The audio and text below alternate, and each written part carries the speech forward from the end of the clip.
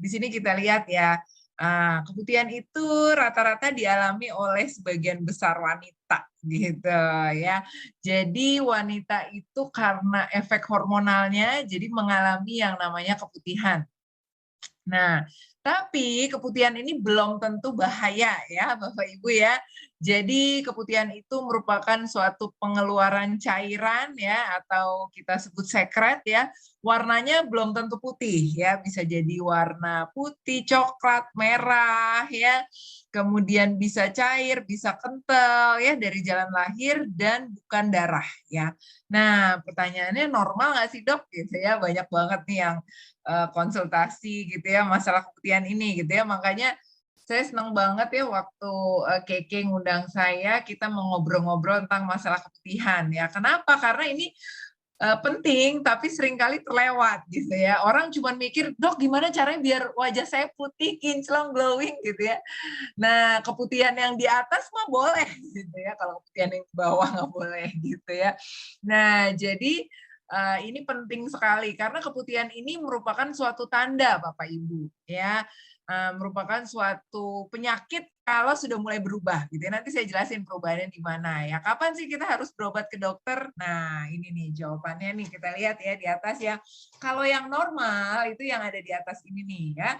Jadi biasanya keputihan itu terjadi karena mendekati ovulasi ya. Ovulasi itu masa, perubahan, pada tubuh wanita karena keluarnya sel-sel telur dan itu terjadi setiap bulan gitu ya, atau masa subur ya, bahasa awamnya masa subur ya. Nah, di sini biasanya keputihannya itu lebih cair ya, jadi buat, bapak ibu, makanya tadi kenapa penting juga buat bapak-bapak gitu ya, kalau ada yang, lagi dalam program kehamilan ya, penting banget loh ya kalau, keputihannya itu lagi lentur ya, kemudian, nggak lengket ya, tapi licin-licin gitu ya. Nah, biasanya lebih cair, nah itu adalah tanda masa subur ya. Jadi saat yang tepat ya untuk kita bisa berhubungan untuk memiliki anak ya. Dan biasanya keputihan yang normal ini muncul karena rangsangan seksual di situ ya. Kemudian bisa juga muncul pada saat menjelang atau sesudah menstruasi. Nah, biasanya kalau yang mendekati menstruasi ini keputihannya lebih seperti lengket, terus bergumpal-gumpal seperti itu ya. Dan juga tadi Bu Yeni udah sharing ya, waktu hamil saya keputihan. Nah, bisa jadi ya, itu karena pengaruh hormon gitu ya. Nah, terus kalau keputihan yang nggak normal gimana tuh gitu ya. Nah, itu kita lihat tuh ya, yang di sebelah nih yang nggak normal gitu ya. Nah, tanda-tandanya itu karena adanya infeksi biasanya.